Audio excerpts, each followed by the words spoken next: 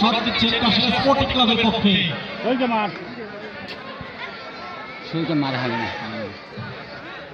রেফারির পাশে ইসা এবং গোল পক্ষে প্রস্তুতি দিয়েছে।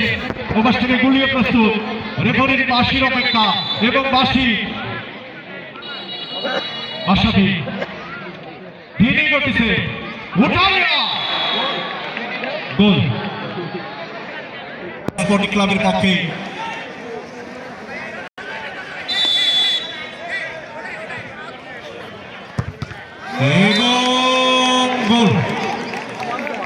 পক্ষে রেফারির বাঁশি এগিয়ে যাচ্ছে এবং